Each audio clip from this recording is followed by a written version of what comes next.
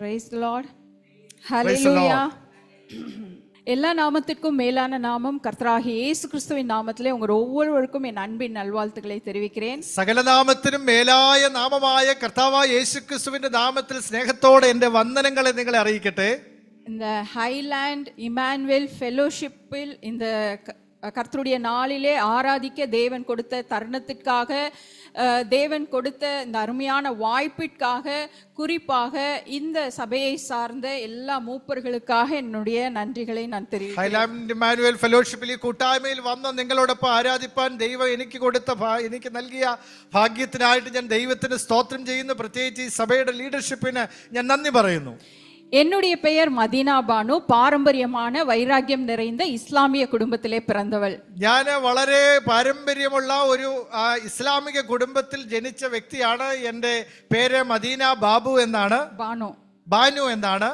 நான் சிறு வயது முதல் அந்த இஸ்லாமிய மத கோட்பாட்டிற்குள்ளாக நான் வளர்க்கப்பட்டேன். ഞാൻ ഇസ്ലാമിന്റെ തീവ്രമായ ചിന്താഗതിയിൽ ആണ് ഞാൻ വളർന്നു വന്നത്. அதாவது 5 நேர தொழுகைகள், 5 നേരം നിസ്കരിക്കുന്ന സ്വഭാവം എനിക്കുണ്ട്.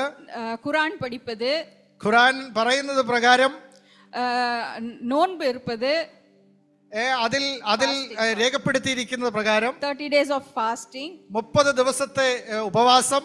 அது மாத்திரமல்ல, என் குடும்பத்தோடு கூட இணைந்து நான் ஊழியத்திற்கு செல்வேன். ഞാൻ എൻ്റെ കുടുംബത്തോട് ചേർന്ന് അതിനെ പ്രചരിപ്പിക്കാൻ ആയിട്ട് പോകുമായിരുന്നു. என்னுடைய முழு குடும்பமும் இஸ்லாமிய மார்க்கத்திலே ஊழியம் செய்கிற ஒரு குடும்பமாയിരുന്നു. എൻ്റെ കുടുംബം മുഴുവനും ഇസ്ലാമികമായ ചിന്താഗതിയെ പ്രചരിപ്പിക്കാൻ തീവ്രമായി ആഗ്രഹിച്ച ഒരു കുടുംബമായിരുന്നു. So from my young age I used to go with my family to serve that God. ആ ദൈവത്തെ സേവിക്കാനും ആ ദൈവത്തെക്കുറിച്ച് മറ്റുള്ളവരെ അറിയിക്കാനും ചെറിയ പ്രായം മുതൽ നടന്ന ഒരു വ്യക്തിയാണ് ഞാൻ. பர்தா ஆடைகளை அணிந்து கொண்டுதான் வெளியே செல்ல வேண்டும். ഞാൻ പർദ്ദയൊക്കെ അണിഞ്ഞാണ് വെളിയിലേക്ക് പോകാറുണ്ടായിരുന്നത്. என்னை ரொம்ப கட்டுப்பாட்டிற்குள்ளாக வளர்த்தார்கள். എന്നെ വളരെ വളരെ സ്ട്രിക്റ്റ് ആയ ഒരു രീതിയിലാണ്, വളരെ കഠിനമായ നിലയിലാണ് എന്നെ വളർത്തിയത്. யாருடனும், அதாவது வீட்டிற்கு வருகிற உறவினர்களோடு பேச அனுமதி இல்லை. വീട്ടിൽ ബന്ധുക്കാർ വന്നാൽ അവരോട് സംസാരിക്കാൻ അനുവാദമില്ല. கல்யாணம் போன்ற சுப நிகழ்ச்சிகள், துக்க நிகழ்ச்சிகள் எந்த இடத்திலும் செல்வதற்கு அனுமதி இல்லை. വിവാഹ വേദികളിലോ അങ്ങനെയുള്ള സന്തോഷകരമായ അവസരങ്ങളിലൊന്നും പോകാൻ അനുവാദമില്ല. 4 செவருக்குள்ளாக நான் வளர்க்கப்பட்டேன். 4 ചുവരുകൾക്കുള്ളിലാണ് ഞാൻ വളർന്നത്.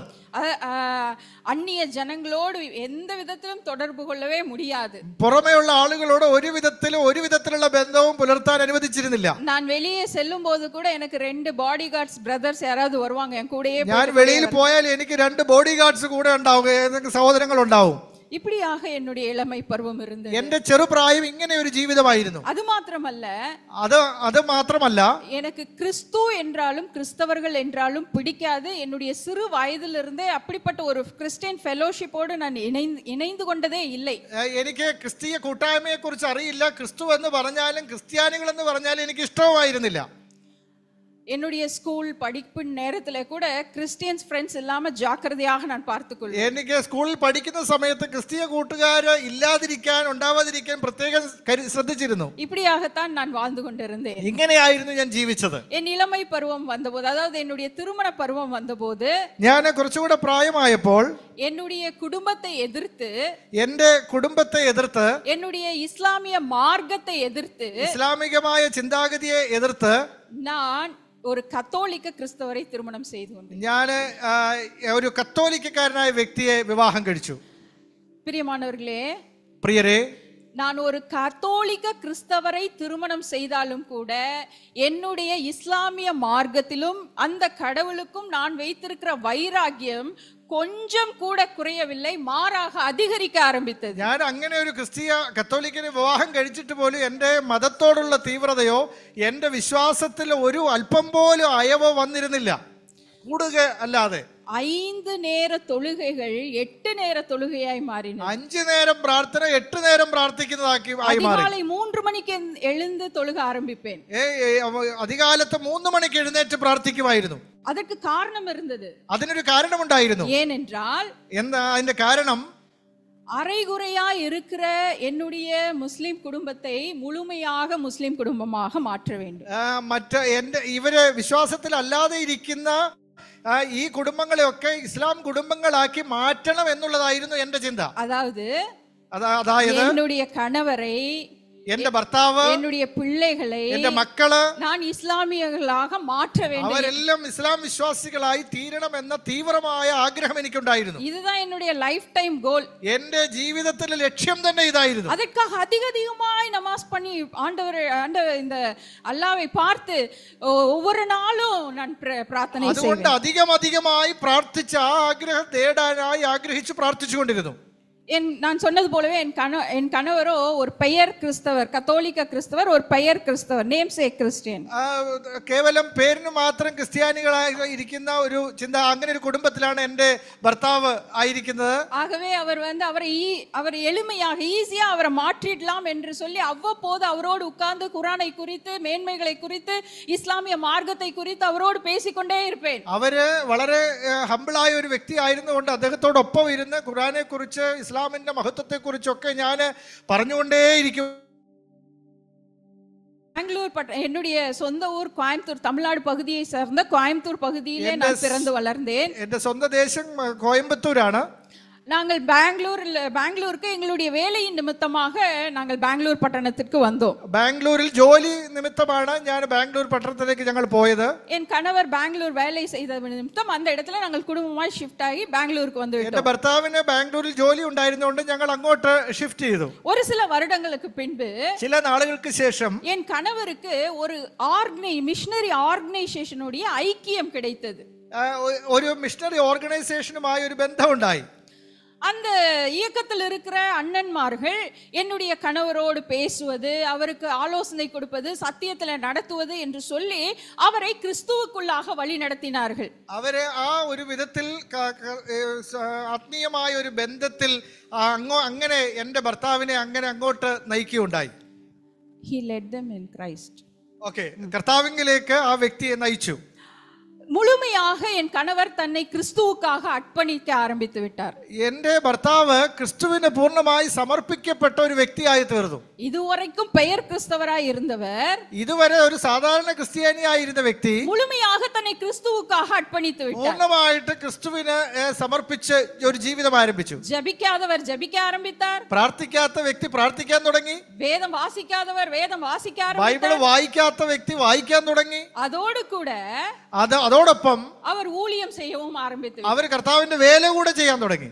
இது என்னுடைய தலையில இடியை போல இறங்கினது. ഇത് എന്റെ തലയിൽ ഇടിവെട്ടേറ്റതുപോലെ ആയിരുന്നു. ஏனென்றால் എന്തുകൊണ്ടെന്നാൽ இவரை முழுமையாக நான் இஸ்லாமியனாக மாற்ற வேண்டும் என்று சொல்லி நான் அல்லும் பகலும் நான் அதற்காக பிரயாசப்பட்டு கொண்டிருக்கிறேன். ഞാൻ രാവും പകലും പ്രാർത്ഥിച്ചുകൊണ്ടിരുന്ന ഇദ്ദേഹത്തെ എങ്ങനെ ഒരു ഇസ്ലാമാക്കി തീർക്കാമെന്നുള്ളതായിരുന്നു. ஆனால் இவரோ தன்னை கிறிஸ்துவுக்காக முழுமையாக அர்ப்பணித்து விட்டாரே என்று சொல்லி പൂർണ്ണമായി ക്രിസ്തുവിന് സമർപ്പിക്കപ്പെട്ട വ്യക്തിയായി തീർന്നല്ലോ എന്ന ഭാരം എന്നെ വല്ലാതെ അലട്ടി. எனக்குள்ளே கோபம் எழும்ப ஆரம்பித்தது. എന്റെ ഉള്ളിൽ കോപം ആരംഭിച്ചു. கோபம் எரிச்சலாக மாறினது. അത് വീണ്ടും എരിയാൻ തുടങ്ങി. எரிச்சல் வெறியாக மாறினது.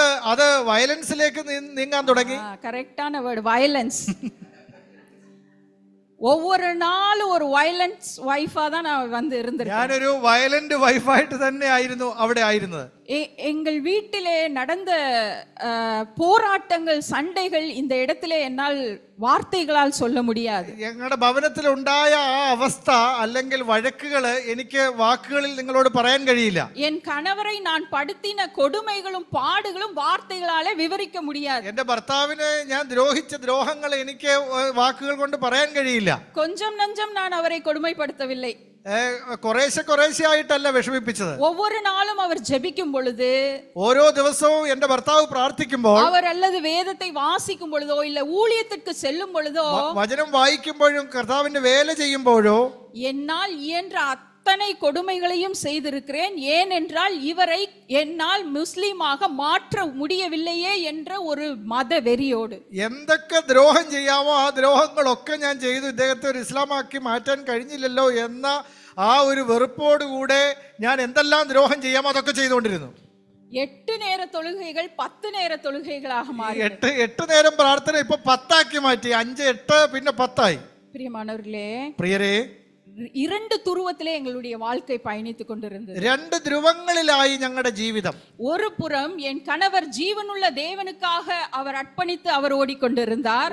ഒരു ധ്രുവം എന്ന് പറയുന്നത് ജീവനുള്ള ദൈവത്തെ സേവിച്ചുകൊണ്ട് കർത്താവിനെ അനുഗമിക്കുന്ന എന്റെ ഭർത്താവ്. ஒரு புறம் நான் என்னுடைய மார்க்கத்திற்காக என்னுடைய கடவுளுக்காக நான் வைராகியம் கொண்டு வாழ்ந்து கொண்டிருந்தேன். മറ്റൊരു ധ്രുവം എന്ന് പറയുന്നത് ഞാൻ സേവിക്കുന്ന ദൈവത്തിന് വേണ്ടി ആ തീവ്രതയോടെ മുന്നേറുന്ന മനോഭാവത്തിൽ ഞാൻ என்னுடைய எண்ணமெல்லாம் என்னவா இருந்தது என்றால் என்னுடைய கணவரை என்னுடைய பிள்ளைகளை முழுமையாய் இஸ்லாமியர்களாக மாற்றி என்னை ஒதுக்கின என்னுடைய குடும்பத்திற்கு முன்பதாக என்னை ஒதுக்கின என்னுடைய சமுதாயத்திற்கு முன்பதாக பெருமையாக அவர்களை நிறுத்த வேண்டும் என்று நான் ஒவ்வொரு நாளும் அதற்காக துடித்துக் கொண்டிருந்தேன். എന്റെ വീട്ടുകാരുടെ മുമ്പില് എന്റെ സമൂഹത്തിന്റെ മുമ്പില് ഞാൻ അഭിമാനത്തോടെ എന്റെ മക്കളെ എന്റെ ഭർത്താവിനെ നിർത്തി അവരുടെ മുമ്പിൽ മഹിമപ്പെടണം എന്നുള്ള ആഗ്രഹത്തോടെ തീവ്രതയോടെ ഞാൻ പ്രവർത്തിച്ചു. ஒவ்வொரு நாளும் குர்ஆனின் மேன்மைகளை அவருக்கு கட்டாயப்படுத்தி நான் சொல்லுவேன். ഖുർആന്റെ മഹത്വത്തെ ഞാൻ വിവരിച്ചുകൊണ്ടേയിരുന്നു എന്റെ ഭർത്താവിനോട്. எனக்கு இளமை பருவத்திலேயே ஊழியம் செய்த அனுபவம் இருந்ததனால அவரோட अनेक முறை அந்த காரியங்கள் எல்லாம் பேசுவேன். ചെറിയ പ്രായം മുതലേ ഒരുപാട് അനുഭവങ്ങൾ അങ്ങനെ ആ പ്രവർത്തനത്തോടുള്ള ബന്ധത്തിൽ ഉണ്ടായിരുന്നുകൊണ്ട് ഞാൻ ആവർത്തിച്ചത് പറഞ്ഞുകൊണ്ടേയിരുന്നു. அவரோ அதற்கு செவி கொடுக்க மாட்டார். അവരതിനൊന്നും ചെവിക്കൊണ്ടില്ല. அப்பொழுதெல்லாம் எனக்கு கோபம் வரும். അങ്ങനെ കേൾക്കാതിരിക്കുമ്പോൾ എനിക്ക് ദേഷ്യം വരും. நான் ஏற்கனவே சொன்ன மாதிரி நான் ஒருவேளை அவருக்கு படுத்தின கொடுமைகளை சொல்லும் போது நீங்க எல்லாம் வந்து இது முடிஞ்சதுக்கு அப்புறம் என்கிட்ட பேசுறதுக்கே பயப்படுவீங்க. ഞാൻ എന്തൊക്കെ ദ്രോഹം കാണിച്ചു എന്ന് പറഞ്ഞാൽ നിങ്ങൾ ഈ സർവീസ് കഴിഞ്ഞ ശേഷം എന്നോട് മിണ്ടാതെ പോകും. ലേഡി ഹിറ്റ്ലർന്ന് വേണா சொல்லலாம். വേണമെങ്കിൽ പ്രൈവറ്റ് ആയിട്ട് ഞാൻ പറയാം.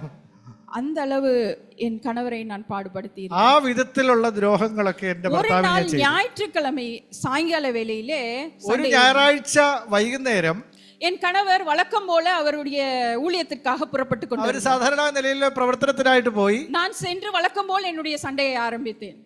ഞാൻ എന്റെ വഴക്കും ആരംഭിച്ചു. போக கூடாது என்று சொல்லி പോകാൻ പാടില്ലെന്ന് പറഞ്ഞു. சண்டே கூட குடும்பத்தோடு நேரம் செலவிடாமல் அப்படி என்ன ஆண்டவர் அப்படி என்ன ஊழியம் போகவே கூடாது என்று சொல்லி ഞായറാഴ്ച കുടുംബത്തോടൊപ്പം സമയം ചെലവഴിക്കാതെ എന്തൊരു വേല എന്തൊരു പ്രവർത്തനം എന്തൊരു ദൈവം എന്നൊക്കെ പറഞ്ഞ് ഞാൻ വഴക്കുണ്ടാക്കാൻ തുടങ്ങി. அவரோ அதை பொருட்படுத்தாமல் அவர் ரெடி ஆயிட்டே இருந்தார். അതൊന്നും ചെവിക്കൊള്ളാതെ തയ്യാറെടുത്തുകൊണ്ടിരുന്നു എന്റെ ഭർത്താവ്. மறுபடியும் அவரிடத்துல நான் ஃபோர்ஸ் பண்ற போக கூடாது அப்படினு சொல்லி വളരെ ഫോഴ്സ്ഫുൾ ആയിട്ട് ഞാൻ അതിനെ നിർത്താൻ ശ്രമിച്ചു. ஆனால் அவரோ ஒரு வார்த்தை சொல்லிவிட்டார். അവരൊരു വാക്ക് എന്നോട് ഇങ്ങനെ പറഞ്ഞു, நான் போயே ஆக வேண்டும். എനിക്ക് പോയേ പറ്റൂ. நீ என்னை தடுக்காதே. എന്നെ തടയരുത്. அவர் அத வார்த்தை சொல்லும்போது இன்னும் அக்னி 7 மடங்கு எரிய ஆரம்பித்து விட்டது. അങ്ങനെയൊക്കെ എന്നോട് പറയുമ്പോൾ അതിന്റെ 7 மடங்கு ദേഷ്യവും കോപമാണ് എനിക്കുണ്ടാവുന്നത്. அந்த அறையில் இருக்கிற எல்லா பொருள்களையும் எடுத்து என் கணவர் மேலே எரிந்து கீழே போட்டு உடைத்து அவருடைய சட்டையை உலுக்கி போகவே கூடாது என்று சொல்லி അവിടെ ഇരിക്കുന്ന സാധനങ്ങളെല്ലാം എടുത്ത് എറിഞ്ഞ് എന്റെ ഭർത്താവിനെ എടുത്തെറിഞ്ഞ് അവരുടെ അദ്ദേഹത്തിന്റെ ഷർട്ട് പിടിച്ച് ചുളുക്കി കീറിയില്ലെന്ന് തോന്നുന്നു അല്ലേ? You didn't tear it. Okay. அவர் சொன்னார், நான் போயே ஆக வேண்டும், என்னை தடுக்காதே, வேண்டும் என்றால் நீயும் என்னோடே கூட வா. എന്നോട് പറഞ്ഞു, ഞാൻ പോകാതിരിക്കില്ല, നീ വേണമെങ്കിൽ എന്നോടൊപ്പം വരാൻ പറഞ്ഞു. ഉങ്ങളെയേ പോക വേണ്ടാന്ന് சொல்றேன், நீங்க என்னையும் சேர்த்து கூப்பிடுறீங்களா? നിങ്ങളെ പോകണ്ടെന്ന് ഞാൻ പറയുന്നത്, പിന്നെ എന്നെ കൂടെ വിളിക്കുകയാണോ എന്ന് ചോദിച്ചു. ஆனால் அந்த வார்த்தை கேட்ட உடனே எனக்குள்ளே ஒரு யோசனை தோன்றியது. അങ്ങനെ ഒരു വാക്ക് എന്റെ ഭർത്താവ് പറഞ്ഞപ്പോൾ എന്റെ ഉള്ളിൽ ഒരു ആലോചന തോന്നി. എന്നോട് വാ அப்படினு சொன்னார் இல்லையா? when he called him to come for prayer, I had a intention to go with him. പെട്ടെന്ന് എന്റെ മനസ്സിൽ അങ്ങനെ തന്നോടൊപ്പം ഒന്ന് പോകാൻ ഒരു മനോഭാവം മനസ്സിന്റെ ഉള്ളിൽ വന്നു. அது என்ன யோசனை என்றால், ആ ചിന്ത എന്തായിരുന്നാൽ, தயவு செய்து நீங்கள் யாரும் என்னை தவறாக நினைத்து கூட തെറ്റായി എന്നെ തെറ്റിദ്ധരിക്കരുത് ആരും. கிறிஸ்தவர்கள் என்றால், ക്രിസ്ത്യാനികൾ എന്നാൽ இப்படி கூடுவார்கள், ഇങ്ങനെ കൂടിയിട്ട് டான்ஸ் எல்லாம் பண்ணுவாங்க, അവര് ഡാൻസ് കളിച്ച് நல்லா குடிப்பாங்க, നന്നായി ലിക്കറൊക്കെ കുടിച്ച് இப்படிதான் இருப்பாங்க அப்படின்னு சொல்லி நான் நினைச்சேன். അങ്ങനെയാണ് ഞാൻ ചിന്തിച്ചത്. ക്രിസ്ത്യാനികൾ എന്ന് പറഞ്ഞാൽ അങ്ങനെയാണെന്ന് ഞാൻ ചിന്തിച്ചത്. இதுக்கு தான் இவரும் என் கணவரும் போகிறாரா? അതിന് അങ്ങനെ കുടിച്ച് കൂത്താടാൻ എന്റെ ഭർത്താവും പോവുകയാണോ എന്ന ചിന്തയായിരുന്നു എനിക്ക്. என் கணவர் என்னை கூப்பிட்ட போது இன்றைக்கு அவரோடு கூட சென்று அங்கே என்ன நடக்கிறது என்று பார்த்து விட வேண்டும் என்று എന്താ അവിടെ നടക്കുന്നത് കാണാൻ വേണ്ടിയിട്ട് അവിടെ എന്തെങ്കിലും അങ്ങനെ ഒരു സ്വാധീനം ചെലുത്താൻ വേണ്ടിയിട്ടാണ് പോയത്. என் கணவரிடத்துல சொன்னேன், എന്റെ ഭർത്താവിനോട് ഞാൻ പറഞ്ഞു, நான் வருகிறேன் என்று. ഞാനും വരാമെന്ന്. என் கணவருக்கோ ஒரே சந்தோஷம். എന്റെ ഭർത്താവിന് ഭയങ്കര സന്തോഷം. அவரால் நம்ப முடியவில்லை. അവർക്ക് വിശ്വസിക്കാൻ പറ്റുന്നില്ല. மறுபடியும் கேட்டாரு, நீ வரையா? എന്നോട് വീണ്ടും ചോദിച്ചു, നീ എന്നോട് വരാമെന്ന് തന്നെയാണോ പറഞ്ഞത്? ஆமா நான் வர்றேன். ഞാൻ പറഞ്ഞു ഞാൻ വരാമെന്ന്. அவர் ரெண்டு கையையும் மேல எடுத்து அல்லேலூயா അവർ ஸ்தோத்திரம். രണ്ട് കൈയും മേലോട്ട് ഉയർത്തി ഹല്ലേലൂയ എന്ന് പറഞ്ഞു. என்னுடைய பேட் இன்டென்ஷன் அவருக்கு தெரியல. എന്റെ മനോഭാവം പുള്ളിക്ക് അറിയില്ല. அவர் ஸ்தோத்திரத்தோட என்ன கூட்டிட்டு போயிட்டாரு. അവര് ദൈവത്തിന് നന്ദി പറഞ്ഞ് എന്നെ കൂടെ കൊണ്ടുപോയി. நான் அந்த ஜெப கூடுகைக்கு போன போது ഞാൻ ആ പ്രാർത്ഥനാ കൂട്ടായ്മയ്ക്ക് പോയപ്പോൾ பாடல் நீங்கள் எப்படி பாடி தேவனை ஆராதித்தீர்களோ அப்படி பாடல் நேரம் நடந்தது. നിങ്ങള് പാട്ട് പാടി ആരാധിച്ച പോലെ അവിടെ പാട്ടുകൾ ഉണ്ടായിരുന്നു, ஆராதனை நேரம் நடந்தது, ആരാധന ഉണ്ടായിരുന്നു, ஜெபம் நேரம் நடந்தது, പ്രാർത്ഥന ഉണ്ടായിരുന്നു, எல்லாமே நடந்தது. എല്ലാം അവിടെ സംഭവിച്ചു. நான் நினைச்சது எதுவுமே நடக்கல. ഞാൻ വിചാരിച്ച അവിടെ ഒന്നും നടന്നില്ലെന്നാ.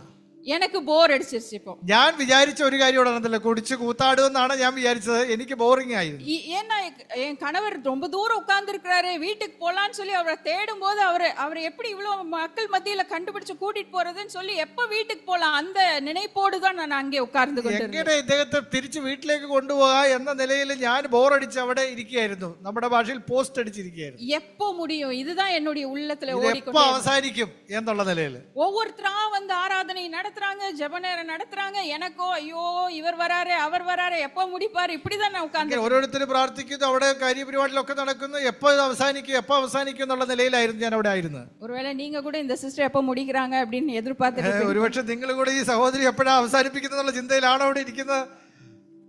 நான் அந்த எந்த சிந்தையும் செலுத்தாமல் ஒரு நேம் சேக் ஒரு மென்டலி ஆப்சென்ட், அங்க எப்போ வீட்டுக்கு போலாம், இதுதான் என்னுடைய இருதயத்துல இருந்து. അവിടെ നടക്കുന്ന കാര്യങ്ങളൊന്നും ശ്രദ്ധിക്കാതെ എപ്പോ വീട്ടിൽ പോകാം എന്നുള്ള ചിന്തയിൽ മാത്രമായിരുന്നു ഞാൻ അവിടെ ആയിരുന്നത്. கடைசியாக தேவனுடைய வார்த்தையின் நேரம் வந்தது. ദൈവവചനം പ്രസംഗിക്കുന്ന സമയം വന്നു. ஒரு பிரசங்கியார் வந்து பிரசங்க பீடத்துல ഒരു ദൈവദാസൻ പ്രസംഗിക്കാൻ ആരംഭിച്ചു. அவர் வந்து வார்த்தையை பிரசங்கித்த போது അവര് ദൈവവചനം പ്രസംഗിച്ചപ്പോൾ என் இருதயத்துல என்ன தோணுச்சுன்னா, இவர் வேற வந்து நிக்கிறாரு, இந்த மனுஷன் இனி எவ்வளவு நேரம் எடுப்பாரு அப்படின்னு தான் நான் நினைச்சிட்டு ഈ മനുഷ്യൻ ഇനി എത്ര നേരം എടുക്കുമോ ആവോ എന്ന ചിന്താഗതിയിലാണ് ഞാൻ അവിടെ ഇരുന്നത്. அவர் அப்படியே பிரசங்கம் பண்ணிக்கொண்டே இருக்கிறார். അവര് പ്രസംഗിച്ചു, അദ്ദേഹം പ്രസംഗിച്ചുകൊണ്ടേയിരുന്നു. நான் என்னுடைய சிந்தையை அதை செலுத்தவில்லை. ഓക്കെ, ഞാൻ അതൊന്നും ശ്രദ്ധിച്ചേ ഇല്ല. அவர் பேசின போது ஒரு வார்த்தை சொன்னார். അദ്ദേഹം സംസാരിച്ചപ്പോൾ ഒരു വാക്ക് ഇങ്ങനെ പറഞ്ഞു, இந்த பூமியிலே பிறந்த எல்லாரும் பாவிகளாய் இருக்கிறார்கள். ഈ ഭൂമിയിൽ ജനിച്ച എല്ലാവരും പാപികളാണ്. இந்த வார்த்தை என் காதில் பட்ட உடனேயே, ഈ വചനം എന്റെ ചെവി കേട്ട ഉടനെ எனக்குள்ளே கேள்விகள் எழ ஆரம்பித்தன. എനിക്ക് ശ്രദ്ധിക്കാനുള്ള ഒരു ജിജ്ഞാസ ഉണ്ടായി. நான் எப்படி பாவியாய் இருக்க முடியும்? ഞാൻ എങ്ങനെ പാപിയായിരിക്കും? என் குடும்பம் என்னை கைவிட்டு விட்டது, എന്റെ കുടുംബം എന്നെ ഉപേക്ഷിച്ചു, என்னுடைய இஸ்லாமிய மார்க்கம் என்னை கைவிட்டு விட்டது, ഇസ്ലാമിക മാർഗം എന്നെ ഉപേക്ഷിച്ചു. எல்லோரும் என்னை விட்டுவிட்ட போதிலும் நான் தனி மனுஷியாக என்னுடைய இஸ்லாமிய மார்க்கத்துக்காக இஸ்லாமிய கடவுளுக்காக நான் போராடி கொண்டிருக்கிறேனே, நான் எப்படி பாவியாக இருக்க முடியும்? എന്റെ ഇസ്ലാമിക ദേവന് വേണ്ടി എന്റെ മതത്തിന് വേണ്ടി പോരാടിക്കൊണ്ടിരിക്കുന്ന ഞാൻ എങ്ങനെ ഒരു പാപിയാകും എന്ന ചിന്തയായി എനിക്ക്. தொடர்ந்து வார்த்தைகளை கேட்க ஆரம்பித்தேன். പിന്നീട് ഞാൻ കേൾക്കാൻ തുടങ്ങി. அவர் தொடர்ந்து இப்படியாக பிரசங்கியார் பேசினார். അവര് പ്രസംഗിച്ചുകൊണ്ടേയിരുന്നു. நீங்கள் எப்பேற்பட்ட பாவிகளாய் இருந்தாலும் உங்கள் பாவங்களை மன்னிக்க கர்த்தராகிய இயேசு கிறிஸ்துவுக்கு மாத்திரம் அதிகாரம் உண்டு என்று சொல்லி ഏതു തരത്തിലുള്ള പാപിയാണെങ്കിലും നിങ്ങളുടെ പാപങ്ങളെ ക്ഷമിക്കാൻ യേശുവിന് അധികാരമുണ്ട് എന്ന് പ്രസംഗിച്ചു. தொடர்ந்து வார்த்தைகளை நான் கேட்டுக்கொண்டே இருந்தேன். ഓരോ വചനങ്ങളും ഞാൻ കേൾക്കാൻ ഒരു ആഗ്രഹം എന്റെ ഉള്ളിലുണ്ടായി. அவர் வாசித்த போது மத்தேயு 6ஆம் அதிகாரம் 33வது வசனத்தை வாசித்தார். മത്തായി സുവിശേഷം 6:33 വായിച്ചു. முதலாவது தேவனுடைய ராஜ்யத்தையும் அவருடைய நீதியையும் தேடுங்கள், அப்பொழுது இவைகள் எல்லாம் உங்களுக்கு கூட കൊടുക്കപ്പെടും. മുന്നമേ അവിടുത്തെ രാജ്യവും നീതിയും അന്വേഷിപ്പീൻ, എന്നാൽ അതോടുകൂടെ നിങ്ങൾക്ക് സകലതും ലഭിക്കുമെന്ന വാക്യം. எதிர்காலத்தை குறித்த கேள்விகள், മുമ്പോട്ടുള്ള കാലങ്ങളെ കുറിച്ചുള്ള വാർത്തകൾ, எதிர்காலத்தை குறித்த பயங்கள், എന്റെ ഭാവിയെ കുറിച്ചുള്ള ആശങ്കകൾ, தனிமையாய் விடப்பட்ட நிலைமை, ഒറ്റപ്പെട്ട സാഹചര്യങ്ങൾ, இப்படிப்பட்ட வாழ்க்கை சூழ்நிலையிலே இருந்த எனக்கு அந்த வார்த்தைகள் ஏதோ ஆறுதலை தருவதை போல உணர்ந்தேன். എന്റെ ജീവിതത്തിന് എന്തോ ഒരു ആശ്വാസം നൽകിയതുപോലെ ഒരു അനുഭവം എനിക്കുണ്ടായി. நாங்கள் வீட்டுக்கு அந்த ஜெப கூடுகை முடிந்து கடந்து வந்து விட்டோம். ഞാൻ പ്രാർത്ഥന കഴിഞ്ഞിട്ട് ഞാൻ വീട്ടിലേക്ക് തിരിച്ചു വന്നു. மறுநாள் காலை மண்டே மார்னிங் ഞാൻ പിറ്റേ ദിവസം രാവിലെ തിങ്കളാഴ്ച രാവിലെ என் கணவர் ஆபீஸ்க்கு போன பிறகு എന്റെ ഭർത്താവ് ഓഫീസിൽ പോയതിനു ശേഷം முதல் முறையாக இந்த பரிசுத்த வேதாகமத்தை என் கரங்களிலே ஏந்தி நான் வாசிக்க ஆரம்பித்தேன். ആദ്യമായിട്ട് ദൈവവചനം എടുത്ത് ഞാൻ വായിക്കാൻ തുടങ്ങി. இதே வேதாகமத்தை என் கணவர் படித்த போது கிழித்து எறிந்தவள் நான். ഇതേ വചനത്തെ എന്റെ ഭർത്താവ് വായിച്ചപ്പോൾ ഞാൻ അതിനെ കീറിക്കളഞ്ഞ വ്യക്തിയാണ്. அந்த மண்டே மார்னிங் நான் அதை எடுத்து வாசிக்க ஆரம்பித்தேன். ഞാൻ ആ തിങ്കളാഴ്ച പ്രഭാതത്തിൽ എടുത്ത് വായിക്കാനായിട്ട് തുടങ്ങി. ஃபர்ஸ்ட் பேஜ் வாசிக்கிறேன். ആദ്യത്തെ പേജ് വായിക്കാൻ തുടങ്ങി. ஆதியாகமம் 1:1 ഉൽപ്പത്തി 1:1 ஒண்ணும் புரியல, ഒന്നും മനസ്സിലായില്ല. திருப்பி வாசிக்கிறேன். വീണ്ടും വീണ്ടും വായിച്ചു, ஒண்ணுமே புரியல. മറിച്ച് വായിച്ചു നോക്കി, ഒന്നും മനസ്സിലായില്ല. விடல, இருந்தாலும் நிறுத்தல, வாசிக்கிறது நிறுத்தல. വായിക്കുന്നത് നിർത്തിയില്ല, വായിച്ചോണ്ടിരുന്നു, ഒന്നും മനസ്സിലായില്ല. திருப்பி வாசிச்சிட்டே இருக்கேன். അങ്ങോട്ടും ഇങ്ങോട്ടും ഒക്കെ വായിക്കാൻ തുടങ്ങി, ഒന്നും മനസ്സിലായില്ല, புரியவே இல்ல, ഒന്നും മനസ്സിലായില്ല. கடைசியாக சிறிது நேரம் கழித்து பரிசுத்த ஆவியானவர், அப்போ எனக்கு தெரியாது it was a holy spirit leading னு. അന്ന് എനിക്ക് മനസ്സിലായില്ല, ഇന്ന് എനിക്ക് മനസ്സിലാവുന്ന പരിശുദ്ധാത്മാവ് ലൂക്കാ സുവിശേഷത്തിற்கு நேராக என்னை நடத்தினார். ലൂക്കോസിന്റെ സുവിശേഷത്തിലേക്ക് എന്നെ നടത്തി. அந்த லூக்கா சுவிசேஷத்தை எடுத்து வாசிக்க ஆரம்பித்தேன். ലൂക്കോസിന്റെ സുവിശേഷം എടുത്ത് വായിക്കാൻ തുടങ്ങി. வாசிக்க ഞാൻ അങ്ങനെ വായിച്ചു அந்த லூக்கா சுவிசேஷம் முழுவதும் ஒன் ஸ்பாட்ல வாசிச்சு முடித்த உட்கார்ந்த இடத்துலயே ഞാൻ അവിടെ ഇരുന്ന് തന്നെ അത് മുഴുവനും വായിക്കാൻ തുടങ്ങി. வாசிக்கும் முடித்தவுடன் தான் தெரிந்தது, വായിച്ചു കഴിഞ്ഞപ്പോഴാണ് എനിക്ക് മനസ്സിലായത് ஆண்டவராகிய இயேசு கிறிஸ்து யார் என்று சொல்லி. യേശു ആരാണെന്നുള്ള ഒരു കാഴ്ച എനിക്ക്. ஆண்டவராகிய இயேசு கிறிஸ்து அவரே ജീവനുള്ള ദേവൻ என்பதை நான் அறிந்து கொண்டேன். ദൈവമാണ് യേശു എന്ന ബോധ്യം എന്റെ ഉള്ളത്തിലേക്ക് വരുവാൻ തുടങ്ങി. ஆண்டவராகிய இயேசு கிறிஸ்து எனக்காக இந்த பூமியிலே பிறந்தவர் என்பதை தெரிந்து கொண்டேன். എനിക്ക് വേണ്ടി ഈ ഭൂമിയിൽ ജനിച്ചവനാണ് കർത്താവ് എന്നുള്ള ബോധ്യം എനിക്ക്. ஆண்டவராகிய இயேசு கிறிஸ்து எனக்காக சிலுவையிலே சுமந்தவர் என்று அறிந்து கொண்டேன். അവിടുന്ന് ക്രൂശ് മരണം വരിച്ചത് എനിക്ക് വേണ്ടിയാണെന്നുള്ള ബോധ്യമുണ്ടായി. ஆண்டவராகிய இயேசு கிறிஸ்து சிலுவையிலே எனக்காக தன்னுடைய கடைசி சொட்டு ரத்தம் வரைக்கும் சிந்தி இருக்கிறார் என்பதை தெரிந்து கொண்டேன். ക്രൂശിൽ എനിക്കായി അവസാന തുള്ളി രക്തം വരെയും ചിന്തി എന്ന ബോധ്യം എനിക്കുണ്ടായി. ஆண்டவராகிய இயேசு கிறிஸ்து எனக்காக மரித்தார் என்பதை தெரிந்து கொண்டேன். എനിക്ക് വേണ്ടിയാണ് യേശു മരിച്ചത് എന്ന ബോധ്യം എൻ്റെ ഉള്ളിൽ ഉണ്ട്. ஆண்டவராகிய இயேசு கிறிஸ்து மீண்டும் மரணத்தை ஜெயித்து உயிரோடு எழுந்தார் என்று தெரிந்து கொண்டேன். മരണത്തെ ജയിച്ച് മൂന്നാം നാൾ ഉയർത്തെഴുന്നേറ്റു എന്ന കാഴ്ച എനിക്കുണ്ടായി. ஆண்டவராகிய இயேசு கிறிஸ்து இன்றும் பிதாவின் வலது பரிசரத்திலே இருந்து எனக்காக பரிந்து பேசிக்கொண்டிருக்கிறார் என்று, ഇന്നും പിതാവിന്റെ സന്നിധിയിൽ എനിക്കായി പക്ഷപാതം ചെയ്ത് ജീവിക്കുന്ന ദൈവമാണ് എന്ന ബോധ്യം എനിക്കുണ്ടായി. அறிந்த மாத்திரத்திலேயே, ആ അറിഞ്ഞ നിമിഷത്തിൽ തന്നെ என்னுடைய அந்த அறையிலேயே முழங்கால் படியிட்டு എന്റെ ആ മുറിയിൽ ഇരുന്ന് ഞാൻ മുട്ടുകുത്തി, ஆண்டவராகிய இயேசு கிறிஸ்துவே என்னை உம்முடைய கரத்திலே அர்ப்பணிக்கிறேன் என்று சொல்லி என்னை കരത്തിൽ തരുന്നു എന്ന് ഞാൻ പറഞ്ഞു പ്രാർത്ഥിച്ചു. முழுவதுமாக அர்ப்பணித்தேன். എന്നെ മുഴുവനുമായി അങ്ങയുടെ സന്നിധിയിൽ തരുന്നു എന്ന് ഞാൻ പ്രാർത്ഥിച്ചു. ஹல்லேலூயா, ஹல்லேலூயா. பக்தி உள்ளவர்களை கர்த்தர் தமக்காக தெரிந்து கொள்ளுகிறார் என்ற வேத வாக்கியம் என்னுடைய வாழ்க்கையிலே நிறைவேறினது.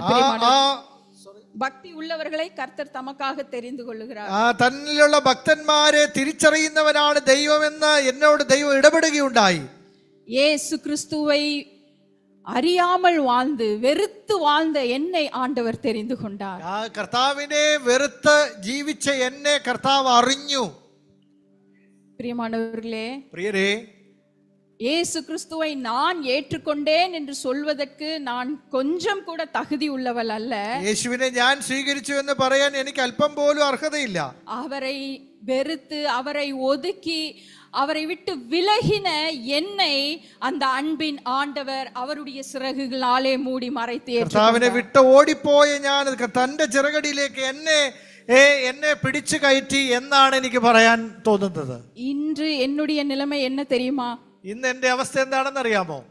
கிறிஸ்துவை வெறுத்த நான், യേശുവിനെ വെറുത്ത് ജീവിച്ച ഞാൻ, கிறிஸ்துவை வெறுத்த நான், യേശുവിനെ വെറുത്ത് ജീവിച്ച ഞാൻ, கிறிஸ்துவே ஆண்டவர் என்று பிரசங்கித்துக் கொண்டிருக்கிறேன். യേശു മാത്രമാണ് ദൈവം എന്ന് പ്രസംഗിക്കുന്ന വ്യക്തിയാണ്. என்னுடைய குடும்பத்தை இஸ்லாமிய குடும்பமாக மாற்ற வேண்டும் என்று நினைத்தேன். ஆனால் என்னுடைய நினைவுகள் என் கர்த்தருடைய நினைவுகள் அல்ல.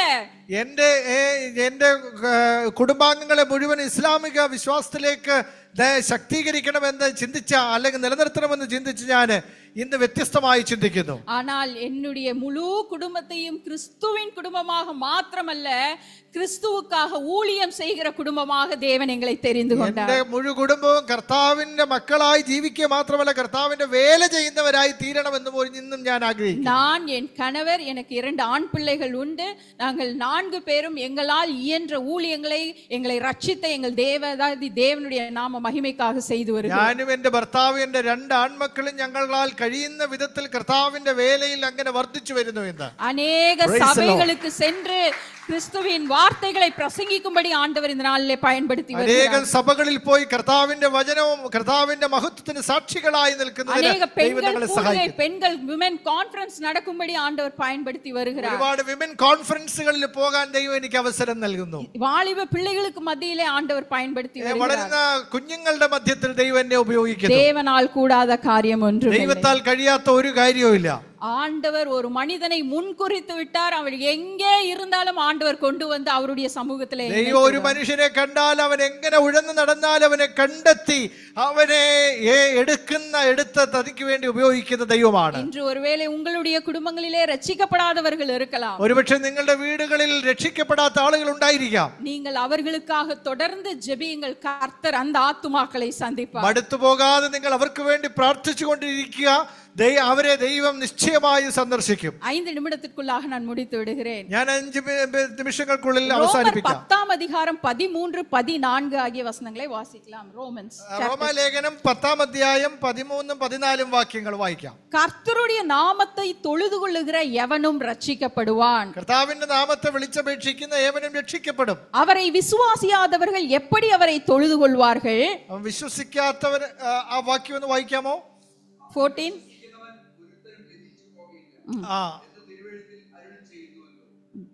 14 വാക്യം.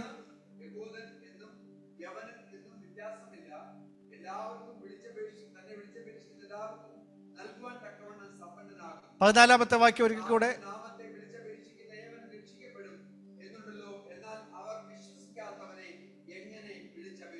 യെസ്.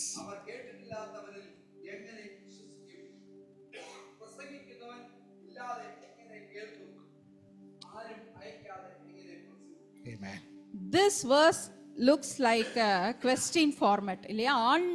ஒரு கேள்வியின் அடிப்படையிலே இந்த வார்த்தைகள் இருப்பதை நாம் பார்க்கிறோம். കുറെ ചോദ്യങ്ങളാണ് ഈ വാക്യങ്ങൾ. விசுவாசிக்காதவர்கள் எப்படி தொழுது கொள்வார்கள்? വിശ്വസിക്കാത്തവർ എങ്ങനെ ദൈവത്തെ നമസ്കരിക്കും? கேள்விப்படாதவர்கள் எப்படி விசுவாசிப்பார்கள்? കേൾക്കാത്തവർ എങ്ങനെ വിശ്വസിക്കും? പ്രസംഗിക്കാதவர்கள் ഇല്ലാவிட்டால் எப்படி விசுவாசிப்பார்கள்? പ്രസംഗിക്കുന്നവർ ഇല്ലെങ്കിൽ എങ്ങനെ കേൾക്കും അല്ലെങ്കിൽ വിശ്വസിക്കും? சோ ഇതിലെ துவங்குகிற காரியம் என்னவென்றால், അതിലെ പ്രധാനപ്പെട്ട കാര്യം എന്താണെന്ന് വെച്ചാൽ, ക്രിസ്തുവേ ആണ്ടവർ എന്ന് പ്രസംഗിക്കപ്പെട வேண்டும். ക്രിസ്തുവാണ് ദൈവം എന്ന് പ്രസംഗിക്കപ്പെടണം എന്നുള്ളതാണ്. അപ്പോൾ കർത്തരുடைய നാമത്തെ തൊഴുതുകൊള്ളുகிற ജനങ്ങൾ രക്ഷിക്കപ്പെടുവാர்கள். അങ്ങനെ ജനങ്ങൾ കർത്താവിൽ വിശ്വസിച്ച് രക്ഷ പ്രാപിക്കും. പ്രസംഗിക്കുന്നവர்கள் இல்லை என்றால் இயேசுவின் நாமத்தை அறிந்து கொள்ள முடியாது. പ്രസംഗിക്കുന്നവർ ഇല്ലെങ്കിൽ കർത്താവിന്റെ നാമത്തെ അറിയുവാനായിട്ട് കഴിയില്ല. பிரியமானவர்களே, இந்த வசனத்திலே அப்போஸ்தலனாகிய பவுலுக்கு இருந்த ஆத்துமாக்களின் மீது இருந்த பரிதபிப்பு, பாரத்தை நாம் பார்க்க முடிகிறது. ഈ വാക്യങ്ങളിൽ അപ്പോസ്തലനായ പൗലോസിന് ആത്മാക്കളെ കുറിച്ചുള്ള അതിയായ ദാഹത്തെ ഞാൻ കാണുന്നു.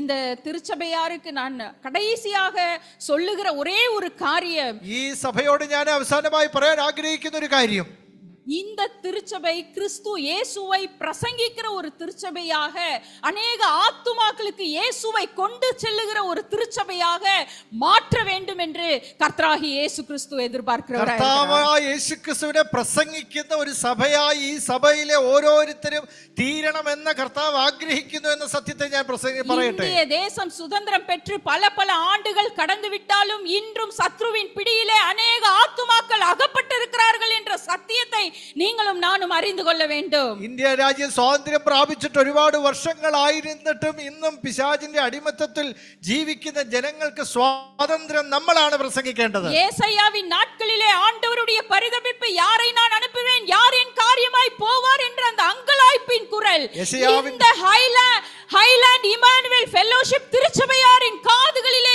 இந்த காலை வேளையிலே தொனிக்க வேண்டும். യെശയ്യാവിനോട് ദൈവം ചോദിച്ച അതേ ചോദ്യം തന്നെ, ഞാൻ ആരെ അയക്കേണ്ടോ, ആർ എനിക്കായി പോകുമെന്ന അതേ ചോദ്യം ഇന്ന് ഹൈലാൻഡ് ഇമ്മാനുവൽ ഫെലോഷിപ്പിനോട് ദൈവം ചോദിക്കുകയാണ്. இந்தியாவில் ஜனத்தொகை பெருகிக் கொண்டே இருக்கிறது. ഇന്ത്യയിലെ ജനങ്ങൾ വർദ്ധിക്കുന്നു, விசுவாசிகள் பெருகிக் கொண்டே இருக்கிறார்கள். വിശ്വാസികൾ വർദ്ധിക്കുന്നു. ஆனால் ஜீவனுள்ள தேவனுடைய வேலையை செய்வதற்கு மாத்திரம் இன்றைய நிலைமைக்கு வரைக்கும் பற்றாக்குறை தான் இருக்கிறது. ജീവനുള്ള ദൈവത്തെ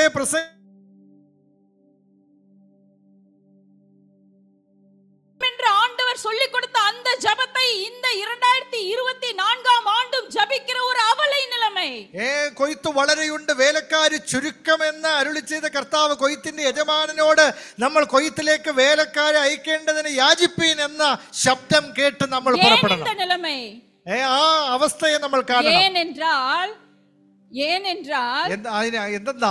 நாம் எல்லாரும் பார்வையாளராக இருக்க விரும்புகிறோமே தவிர கிறிஸ்துவின் பணியில் பங்காளர்களாக இருக்க விரும்புவதில்லை. നമ്മൾ കേവല വിശ്വാസികളായിരിക്കുന്നതിന് പകരം കർത്താവിന്റെ വേലയിൽ വർദ്ധിച്ചു വരുന്നവരായി അവിടുത്തെ പ്രവർത്തനത്തിൽ കൂട്ടാളികളായി തീരേണ്ടതായിട്ടുണ്ട്. We just want to be a spectators but not as a partaker. കേവലം കാഴ്ചക്കാര് മാത്രമല്ല, കേവലം നമ്മൾ കാഴ്ചക്കാരായിരിക്കാതെ കർത്താവിന്റെ വേലയിൽ പങ്കാളികളായിരിക്കാൻ ദൈവം ആഗ്രഹിക്കുന്നു. ஆண்டவர் இங்க இருக்கிற நம்ம ஒவ்வொருவரையும் தெரிந்து கொண்டதற்கு ஒரு நோக்கம் இருக்கிறது. നമ്മളെ ഓരോരുത്തരെയും ദൈവം കണ്ടെത്തിയതിന് ഒരു ഉദ്ദേശമുണ്ട്. இந்த நோக்கத்தை இந்த காலை வேளையிலே கர்த்தர் இந்த திருச்சபையோடு பேசிக் கொண்டிருக்கிறார். ആ ഉദ്ദേശത്തെ ഇന്ന് സഭയോട് ദൈവത്തിന്റെ ആത്മാവ് പറയുകയാണ്. உங்கள் மூலமாக நீங்கள் வாழுகிற பட்டணம் இயேசுவை அறிந்து கொள்ள வேண்டும். മൂലമായി നിങ്ങൾ പാർക്കുന്ന പട്ടണം കർത്താവിനെ അറിയുന്നതിന് ഇടവരും.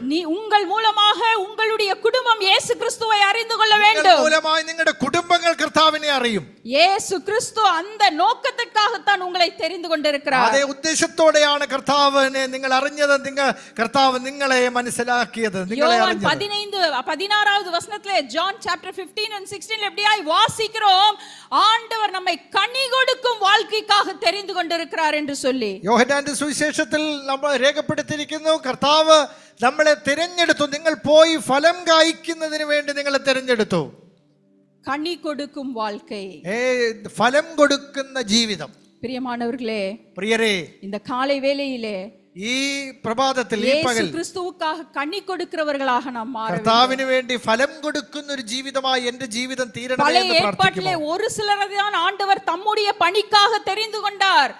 നമ്മളെ in Old Testament only few people Lord had chosen. Okay, പഴയ നിയമത്തിൽ കുറച്ച് ആളുകളെ മാത്രമാണ് കർത്താവിനെ തന്റെ പ്രവർത്തനത്തിനായി വേലക്കായി തിരഞ്ഞെടുത്തത്.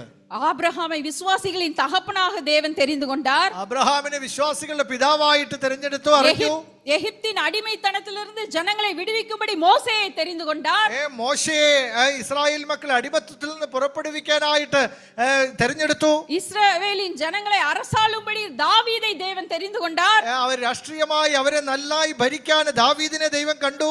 மகிமையான ஆலயத்தை தேவனுக்கு கட்டும்படி சாலமோனை தேவன் தெரிந்து கொண்டார். നല്ല ഒരു ആലയം കർത്താവിനായി പണി കഴിപ്പാൻ ശലോമോനെ ദൈവം തിരഞ്ഞെടുത്തു.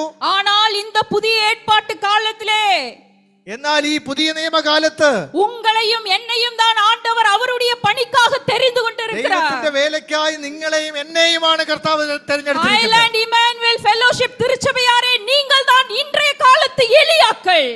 ഈ കാലത്തെ കർത്താവിന്റെ വേല ചെയ്യേണ്ടവർ നിങ്ങളാണ്.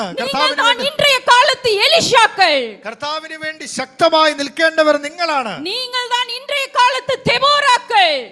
ഇന്നത്തെ കാലത്തെ ദെബോരകളും മോശമാരും നിങ്ങളാണ് എന്ന് ഞാൻ പറയട്ടെ. ഉങ്ങളെத்தான் ஆண்டவருக்காக கனி கொடுக்கிற ஒரு வாழ்க்கைக்காக தேவன் தெரிந்து கொண்டிருக்கிறார். നിങ്ങളെ തന്നെയാണ് ദൈവത്തിനായി ഫലം കായ്ക്കുന്ന ഒരു ജീവിതമായി തീരണമെന്ന് ദൈവം ആഗ്രഹിക്കുന്നു. അനലും ഇല്ലാமல் കുളിരും ഇല്ലാமல் வாழ்வதற்குண்டான நேரம் நிலைமை சூழ்நிலை இது அல்ல. നമ്മൾ വ്യത്യസ്തമായ മനോഭാവത്തോടെ മന്ദമായി ഇരിക്കേണ്ട കാലമല്ല ഇത്. ஒவ்வொருவரும் இயேசுவுக்காக செயல்பட வேண்டிய കാലം. ഓരോരുത്തരും കർത്താവിനായിട്ട് പ്രകാശിക്കേണ്ട പ്രവർത്തിക്കേണ്ട കാലമാണ്. ആണ്ടവർ சொன்னா നീ பேசினலாம் കല്ല് பேசுം. നിങ്ങൾ സംസാരിച്ചില്ലെങ്കിൽ ഈ കല്ലുകൾ ആർക്കുമെന്ന് കർത്താവ് പറഞ്ഞു. എங்கയോ 4 செவுத்திற்குள்ளாக வளர்க்கப்பட்ட ஆண்டவர் தெரிந்து கொண்டு இந்த இடத்திலே புல்பிட்டிலே நின்று இயேசுவுக்காக முழக்கமிடும்படி ஆண்டவர் தெரிந்து கொண்டாரே. ஏன்? നാല് ചുവരുകൾക്കകത്ത് ജീവിച്ച മദീന ബാനു എന്ന ഈ വ്യക്തിയെ ഇവിടെ ഇന്ന് കൊണ്ടുവന്നതിന്റെ ഉദ്ദേശം എന്താണ്? അല്ലെങ്കിൽ ഇങ്ങനെ ഒരു അവസ്ഥയിലേക്ക് കൊണ്ടുവന്നത് എന്തുകൊണ്ടാണ്? ஆண்டவருக்கு சம்பந்தமில்லாத என்னை ஆண்டவர் தெரிந்து கொண்டாரே ஏன்? ദൈവത്തോട് ഒരു ബന്ധവുമില്ലാതെ ജീവിച്ച എന്നെ കർത്താവ് അറിഞ്ഞു എന്തുകൊണ്ട്? திருச்சபைக்கு உள்ள வெளியே இருந்த என்னை ஆண்டவர் தெரிந்து கொண்டாரே ஏன்? ദൈവസഭയ്ക്ക് വെളിയിൽ നിന്ന് എന്നെ കർത്താവ് അറിഞ്ഞു എന്തുകൊണ്ട്? ஏன் தெரியுமா? എന്തുകൊണ്ടാണെന്ന് അറിയാമോ? திருச்சபையில் உள்ள இருக்கிற மக்கள் எல்லாம் இயேசுவுக்காக உழைக்காததுனால, இயேசுவுக்காக செயல்படாததுனால நீங்க பேசல. கல்லையும் மண்ணையும் வணங்கி கொண்டிருந்த அநேக ஜனங்களை எழுப்பி இயேசுவுக்காக செயல்படும்படி ஆண்டவர் இன்று நிறுத்தி. ദൈവസഭയുടെ അകത്തുള്ള ആളുകൾ ആർക്കാത്തതുകൊണ്ട് വെളിയിലുള്ളവരെ കൊണ്ട് നമ്മുടെ മനസ്സുകളെ ഉണർത്താൻ വേണ്ടി ദൈവം അയച്ചതാണെന്ന് ഞാൻ വിശ്വസിക്കുന്നു. ஒரு பழமொழி தமிழ்ல எப்படியா சொல்லுவாங்க? തമിഴിൽ ഇങ്ങനെ ഒരു പഴമൊഴി പറയാറുണ്ട്. வெந்ததை தின்று விதி வந்தால் சாவும். I don't know how to explain. வெந்ததை தின்று விதி வந்தால் சாவும். വെന്തത് കഴിക്കുക, വിധി വന്നാൽ ചാകുമെന്നാണ് പറഞ്ഞതിന്റെ ഒരു സാരാംശം. இப்படிதான் இன்றைக்கு நிறைய கிறிஸ்தவர்களுடைய வாழ்க்கை. ഒരുപാട് ക്രിസ്ത്യാനികളുടെ ജീവിതം എങ്ങനെയാണ്? காலையில எந்திரிச்சோமா, രാവിലെ എഴുന്നേറ്റു, கர்த்தருக்கு ஸ்தோத்திரம் சொன்னோமா, സ്തോത്രം புதிய நாளை கொடுத்த ஆண்டவரே உமக்கு நன்றின்னு சொன்னோமா, ഈ ദിവസം തന്നതിന് നന്ദി എന്ന് പറഞ്ഞ് முழு வேதத்திலயும் இருக்கிற குட்டி சின்ன ஸ்மால் சாம்ஸ் அன்னைக்கு படிச்சு முடிச்சோமா, ഏതെങ്കിലും ഒരു ചെറിയ സങ്കീർത്തനം വായിച്ചിട്ട് ஆண்டவர் குடும்பத்தை கரத்துல ஒப்பு கொடுத்து என்னை ஆசீர்வதிங்க, என் பர்தாவை ஆசீர்வதிங்க, என் பாரியை ஆசீர்வதிங்க, என் மக்களை ஆசீர்வதிங்க அப்படின்னு சொல்லி ஜெபித்தோமா? എന്നെ അനുഗ്രഹിക്കണം, എന്റെ ഭർത്താവിനെ അനുഗ്രഹിക്കണം, മക്കളെ അനുഗ്രഹിക്കണം എന്ന് പ്രാർത്ഥിച്ച് அப்படியே வாழ்க்கை ஒரு சர்க்கிள்குள்ளேயே வாழ்ந்துட்டு ഒരു വൃത്തത്തിന്റെ അകത്ത് മാത്രമായി നമ്മൾ ജീവിക്കുന്നു. ஒரு வட்டத்திற்குள்ளான ஒரு வாழ்க்கை ஒவ்வொரு கிறிஸ்தவர்களும் வாழுகிறதுனாலேதான் இன்றும் ஆத்துமாக்கள் பாதாளத்தை நோக்கி ஓடிக்கொண்டிருக்கிறது. നമ്മളെ വട്ടത്തിൽ ഉള്ള ഒരു ജീവിതം നമ്മൾ നയിക്കുന്നതുകൊണ്ടാണ് ഇന്ന് അനേകർ നരകത്തിലേക്ക് പോയിക്കൊണ്ടിരിക്കുന്നത്. பிரியமானவர்களே, പ്രിയരേ, நம்மை சுற்றி சத்ரு வைத்திருக்கிற அந்த வட்டங்களை தகர்த்தரிக்க மரணத்தை ஜெயித்து உயிரோடு எழுந்த இயேசுவின் நாமம் பறைசாற்றப்பட நீங்களும் நானும் கிறிஸ்துவுக்காக செயல்படுகிறவர்களாக மாற வேண்டும். ശത്രു തീർത്ത എല്ലാ വലയങ്ങളെയും ഭേദിച്ചുകൊണ്ട് കർത്താവിന് വേണ്ടി വളരെ പ്രയോജനപ്പെടുന്ന ഫലം കൊടുക്കുന്ന മക്കളായി നമുക്ക് തീരും. லேகியோன் பிசாசு பிடித்த மனிதனை குறித்து நீங்கள் அறிந்திருப்பீர்கள். மார்க் 5ஆம் அதிகாரத்தில் அவனை குறித்து வாசிக்கிறோம். ലെഗ്യോൻ ബാധിച്ച ആ ലെഗ്യോനെ കുറിച്ച് നമുക്കറിയാം. தன்னைத்தானே காயப்படுத்தி கொண்டிருந்தவன், തന്നെ തന്നെ മുറിപ്പെടുത്തിയവൻ, கல்லறையிலே குடியிருந்தவன், കല്ലറകളില് ജീവിച്ചവൻ, இரவும் பகலும் கூக்குரலிட்டு கொண்டிருந்தவன், രാവും പകലും നിലവിളിച്ചുകൊണ്ട് നടന്നവൻ. அவனுடைய நிலைமை கேவலமாய் இருந்தது. വളരെ മോശമായ തന്റെ സ്ഥിതി. அப்படிப்பட்டவனை இயேசு கிறிஸ்து கடந்து சென்று அவனை சந்தித்து கர்த்தர் அவனை விடுதலையாக்கினார். അങ്ങനെ ഒരു വ്യക്തിയെ കർത്താവ് കണ്ടെത്തി അവനെ രക്ഷിച്ച് അവനെ സൗഖ്യമാക്കി. நீங்க மார்க் 5ஆம் அதிகாரம் வாசிச்சு பாருங்க. 18, 19, 20 ஆகிய வசனங்கள்ல മർക്കോസ് 5ന്റെ 18, 19, 20 വാക്യങ്ങളിൽ கல்லறையிலே குடியிருந்த மனிதனுக்கு ஒரு விடுதலையை இயேசு கொடுத்தார். கட்டப்பட்ட வாழ்க்கையிலிருந்து மனிதனுக்கு இயேசு விடுதலை கொடுத்தார். சங்கிலிகளினாலே காயப்பட்டு கொண்டிருந்த மனிதனுக்கு ஆண்டவராகிய இயேசு கிறிஸ்து விடுதலை கொடுத்தார். அவனுடைய வாழ்க்கையிலே கர்த்தர் விடுதலை கொடுத்தது நிமித்தம் அவன் செய்த அர்ப்பணிப்பு என்ன என்று சொல்லி, കെട്ടപ്പെട്ട ജീവിതം നയിച്ച, കല്ലറകൾ ജീവിച്ച തന്റെ ജീവിതത്തിൽ ലഭിച്ച ആ വിടുതലുകള് അനുഭവിച്ച തന്റെ ജീവിതത്തിൽ സംഭവിച്ചത് എന്താണ്? அவன் செய்த காரியம் என்ன தெரியுமா? അവനെന്താ ചെയ്തതെന്ന് അറിയാം. ஆண்டவர் அவனை விட்டு கடந்து செல்லும் பொழுது, കർത്താവ് അവനെ വിട്ടു പോയപ്പോൾ ஆண்டவர் சொன்னார், ஆண்டவரே நானும் உம்மோடு வருகிறேன். കർത്താവിനോട് പറഞ്ഞു, ഞാനും അങ്ങയോട് കൂടെ വരട്ടെ. நானும் உம்மோடு கூட வருகிறேன். ഞാനും വരികയാണ്. எதற்கு? എന്തിന്? உங்களோடு வந்து எங்கெல்லாம் நீங்க போறீங்களோ அங்கெல்லாம் நீங்க எனக்கு செய்த அற்புதத்தை நான் சொல்லணும். நீங்க கொடுத்த ரட்சிப்பை நான் சொல்லணும். நீங்க எனக்கு செய்த விடுதலையை நான் சொல்லணும். എന്നെ രക്ഷിച്ച രക്ഷയെ കുറിച്ച് എനിക്ക് പ്രസംഗിക്കണം, എനിക്ക് പറയണം. അങ്ങ് എന്നെ നടത്തിയ വഴികളെ കുറിച്ച് എനിക്ക് പ്രഘോഷിക്കണം എന്നുള്ളതായിരുന്നു. அவனுக்கு ஆண்டவர் சுகம் கொடுத்து விடுதலை கொடுத்து கொஞ்ச நேரம் தான் ஆச்சு. കുറച്ച് സമയമേ ആയിട്ടുള്ളൂ, അല്പ സമയങ്ങളെ കഴിഞ്ഞിട്ടുള്ളൂ തനിക്ക് ദൈവം വിടുതൽ കൊടുത്തിട്ട്. ஆண்டவருடைய விடுதலையை அன்பை அனுபவித்தவன் கொஞ்ச நேரம் தான் ஆச்சு. நாட்கள் கணக்கு கூட இல்ல, கொஞ்ச நேர கணக்கு தான். കുറച്ച് നാളുകളെ ആയിട്ട്, കുറച്ച് സമയങ്ങളെ ആയിട്ടുള്ളൂ. അതിനുള്ളിൽ ആ ഒരു തീവ്രത തനിക്കുണ്ട്. அதற்குள்ளாக தன்னை இயேசுவின் ஊழியத்திற்காக தன்னை அர்ப்பணிக்கிறவனாய் காணப்பட்டான். കർത്താവിന്റെ വേലയ്ക്കായി സമർപ്പിക്കുന്ന ഈ ലെഗിയോൻ ബാധിച്ച വ്യക്തിയെ നമ്മൾ இங்க இருக்கிற நீங்களோ நானோ, നമ്മൾ ഓരോരുത്തരും இயேசுவின் அன்பை பெற்று, இயேசுவின் ரட்சிப்பை பெற்று, இயேசுவின் விடுதலை பெற்று, இயேசுவின் ஆசீர்வாதங்களை பெற்று நாட்கள் மாத்திரமல்ல, மாதங்கள் மாத்திரமல்ல, வருடங்கள் கடந்து விட்டது. நீங்களும் நானும் இயேசுவுக்காக கனி கொடுத்து கொண்டிருக்கிறோமா? சிந்தித்து കർത്താവിന്റെ കൃപയും സ്നേഹവും കരുണയും അനുഭവിച്ച നാളുകളായി കാലങ്ങളായി ഇരുന്നിട്ട് നമ്മൾ എത്രത്തോളം കർത്താവിന്റെ വേലയിൽ വർദ്ധിച്ചു വരും. அவன் பைத்தியக்காரனா இருந்தான், അവൻ ഭ്രാന്തനായിരുന്നു, அசுத்தாவி பிடித்தவனா இருந்தான், അശുദ്ധാത്മാവിനാൽ ബാധിക്കപ്പെട്ടവനായിരുന്നു. கர்த்தர் கொடுத்த விடுதலை நிமித்தம், பரிசுத்த ஆவியானவரின் வல்லமையின் நிமித்தம் அவன் ஊழியக்காரனாக மாற விரும்பினான். കർത്താവിന്റെ വേലക്കാരനായി മാറി പരിശുദ്ധാത്മാവിനാൽ ശക്തി പ്രാപിച്ച അവൻ കർത്താവിന്റെ அவன் ஆண்டவர்கிட்ட கேக்குறான், நானும் உங்களோட வரேன் ஆண்டவரே. കർത്താവിനോട് ചോദിച്ചു, ഞാനും അങ്ങയുടെ കൂടെ വരട്ടെ? ஆண்டவர் சொல்றார், வேண்டாம், കർത്താവ് പറഞ്ഞു, വേണ്ട, நீ என்னோட வர வேண்டாம். എന്നോട് കൂടെ വരണ്ട. பாருங்க, அவன் மனநிலைமை கொஞ்சம் யோசிச்சு பாருங்க. அவன் எவ்வளவு நாள் கல்லறையில இருக்கிறான். அவன் அட்ரஸே care of cemetery care of എന്നുള്ള അഡ്രസ് ആയിരുന്നു എനിക്കുണ്ടായിരുന്നു. അവന്റെ വീട്ടുകാരുടെ ഭാര്യയുടെ മക്കളുടെ ഒക്കെ അവസ്ഥയൊന്നും ആലോചിച്ചു. ஒருவேளை அவனுக்கு சுகம், அவனுக்கு விடுதலை கிடைச்ச உடனே அவன் மைண்ட், தாட், ஹார்ட் எல்லாம் ஒருவேளை நம்மளா இருந்திருந்தா, சாரி நான் உங்களை சேர்த்திக்கல, நீங்களாம் நல்ல விசுவாசிகள், அதனால நான் என்ன சொல்லிக்கிறேன், நானா அந்த இடத்துல இருந்திருந்தா நான் சொல்லியிருப்பேன், ஆண்டவரே நான் போய் ஃபர்ஸ்ட் என்னுடைய ஃபேமிலிய, என்னுடைய பிள்ளைகளை எல்லாரும் மனசார பார்த்துட்டு, எனக்கு காயப்பட்ட காயங்கள் எல்லாம் ஆற்றிட்டு, நல்ல பிரியாணி எல்லாம் சாப்பிட்டுட்டு, என்ன நல்ல ஸ்ட்ரென்தன் பண்ணிட்டு, அப்புறமா நீங்க எங்க போறீங்களோ அங்க வந்து சொல்றேன் நான் சொல்லியிருப்பேன். ഞാനായിരുന്നെങ്കിൽ അങ്ങനെ പറയത്തുള്ളായിരുന്നു. ഞാൻ വീട്ടിലൊക്കെ പോയി അല്പം ആഹാരമൊക്കെ കഴിച്ച് വിശ്രമിച്ച് എൻ്റെ മുറിവുകളൊക്കെ ഒന്ന് പൊറുത്ത് എന്നതിന് ശേഷം കർത്താവിന്റെ വേല ചെയ്യാമെന്നേ പറയത്തുള്ളായിരുന്നു. എന്നാൽ ഈ വ്യക്തി உடனே ஆண்டவரோடு வர விரும்பினார். ഉടനെ തന്നെ കർത്താവിനോടൊപ്പം ஆண்டவருக்காக ஊழியம் செய்ய விரும்புகிறார். കർത്താവിന്റെ വേല ചെയ്യാൻ ആഗ്രഹിച്ചു. ஆண்டவர் வேண்டான்னு சொல்லிட்டாரு. കർത്താവ് വേണ്ടെന്ന് പറഞ്ഞു. நீ போய் உன் வீட்டாருக்கு சொல்லு. നീ വീട്ടിൽ പോയി പറയാൻ. 19 verse 19 உன் வீட்டாருக்கு சொல்லு. ആ 19ാമത്തെ വാക്യത്തിൽ അങ്ങനെ പറയുന്നത്. உன்னுடைய ഇനത്താருக்கு சொல்லு. നിന്നെ വീട്ടിൽ നിനക്കുള്ളവരുടെ അടുക്കൽ ചെന്ന് ஆண்டவர் சொல்லிட்டாரு. കർത്താവ് നിനക്ക് ചെയ്തതൊക്കെ നിന്നോട് ഇവൻ என்ன பண்ணான் தெரியுமா? കരുണ കാണിച്ച് പ്രസ്താവിക്കാനാണ്. நல்லா பாருங்க, ஆண்டவர் சொன்னது நீ போய் உன் வீட்டுக்கு சொல்லு. നീ വീട്ടിലുള്ളവരോട് പോയി പറ. உன்னுடைய ஃப்ரெண்ட்ஸ்க்கு சொல்லு. നിങ്ങളുടെ സുഹൃത്തുക്കളോട് പറ. உன்னுடைய சொந்த பந்தங்களுக்கு சொல்லு. നിങ്ങളുടെ ബന്ധുക്കളോട് പറ.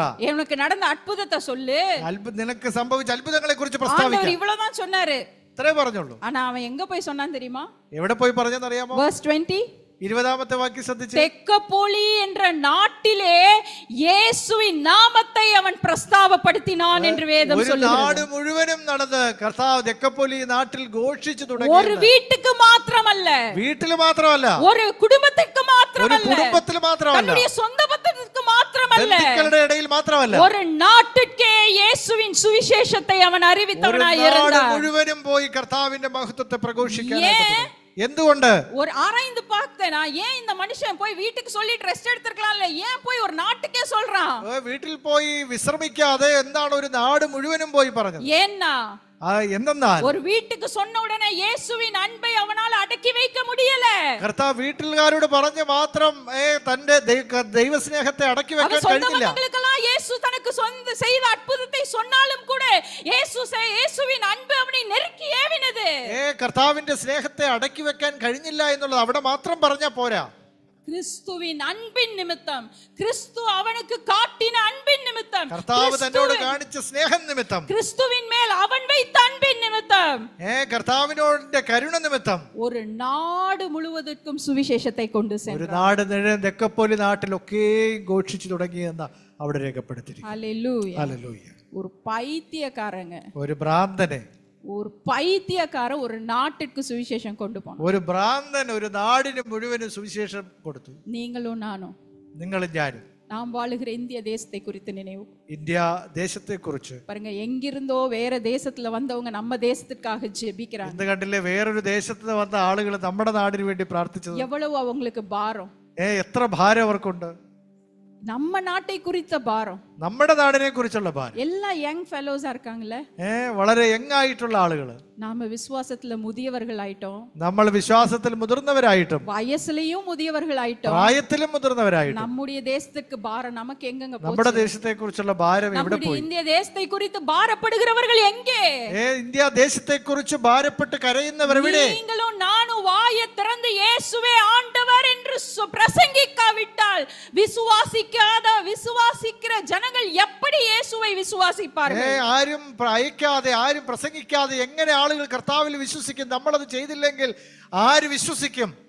நான் ரட்சிக்கப்பட்டாச்சு ஆண்டவரே, என் குடும்பம் ரட்சிக்கப்பட்டாச்சு, என் பிள்ளைங்களும் ரட்சிக்கப்பட்டாச்சு, ரொம்ப சந்தோஷம் சொல்லி நான் வீட்டிலேயே முடங்கி இருந்தேன்னா இன்றைக்கு அநேகரை இயேசுவின் നാമത്തിൽ എன்னாலே സന്ധിக்க முடியாது. രക്ഷിക്കപ്പെട്ടു, എന്റെ വീട്ടുകാരൻ രക്ഷിക്കപ്പെട്ടു, സ്വസ്ഥമായിട്ട് ഇനി ഇരിക്കാമെന്ന ചിന്താഗതിയിൽ ആളുകൾ ചിന്തിച്ചാല് അനേകര് കർത്താവിനെ അറിയില്ല.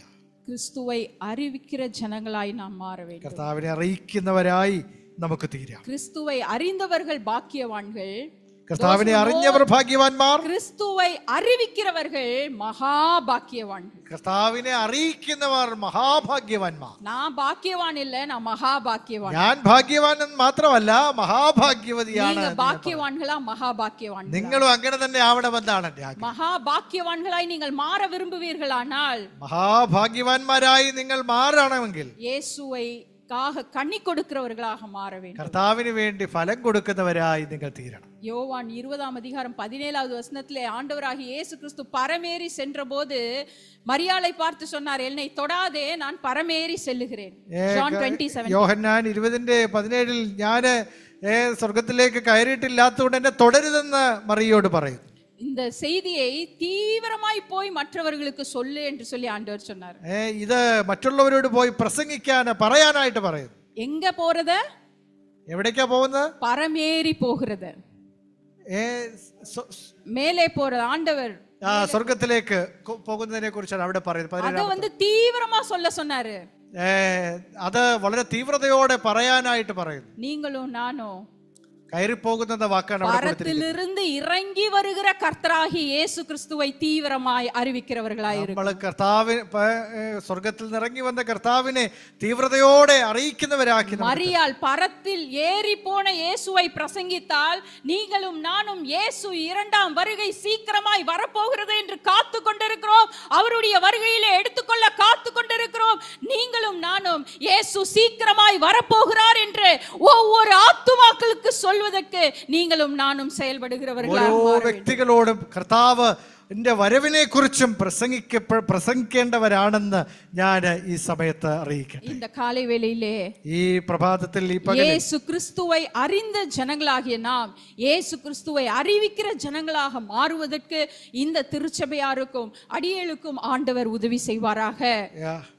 ഈ സഭയ്ക്ക് അങ്ങനെ ഒരു കൃപ ദൈവം പകരട്ടെ എന്ന് ഞാൻ പ്രാർത്ഥിക്കുന്നു. കർത്താവിനെ അറിയുന്നവരും കർത്താവിനെ അറിയിക്കുന്നവരുമായി തീരുവാനുള്ള ആ കൃപ എനിക്കും നിങ്ങൾക്കും ദൈവം നൽകട്ടെ. இங்க இருக்கிற ஒவ்வொரு வாலிபர்கள், சிறு பிள்ளைகள், பெண்கள், ஆண்கள் என்று சொல்லி ஒவ்வொருவரையும் கர்த்தர் அவருடைய பணிக்காக பிரித்தெடுத்து வல்லமையாய் நீங்கள் வாழுகிற இந்த கேரளா மாநிலத்தை இயேசுவுக்காக சொந்தமாக்கும்படி கர்த்தர் இந்த திருச்சபையில் இருக்கிற ஒவ்வொருவரையும் பயன்படுத்துவாராக என்று சொல்லி கர்த்தராகிய இயேசுவின் நாமத்திலே உங்கள் ஒவ்வொருவரையும் வாழ்த்தி வாய்ப்பு கொடுத்த ஐயா அவர்களுக்கு நன்றி செலுத்தி நான் கர்த்தருடைய வார்த்தை நிறைவு செய்கிறேன். கர்த்தர் உங்களை அவ்வளவு விதமாய் ஆசீர்வதிப்பாராக. അപാലവൃദ്ധം ഇവിടെ ആയിരിക്കുന്ന എല്ലാവരെയും കർത്താവിന്റെ വേലയ്ക്കായി ദൈവം ഉപയോഗിക്കട്ടെ എന്ന ആഗ്രഹത്തോടെ, പ്രാർത്ഥനയോടെ എനിക്ക് അവസരം തന്ന ഈ സഭയോട് നന്ദി പറഞ്ഞുകൊണ്ട് എൻ്റെ വാക്കുകളെ ഞാൻ ഉപസംഹരിക്കുന്നു. ദൈവം അനുഗ്രഹിക്കുമാറാകട്ടെ. ആമേൻ. ആമേൻ.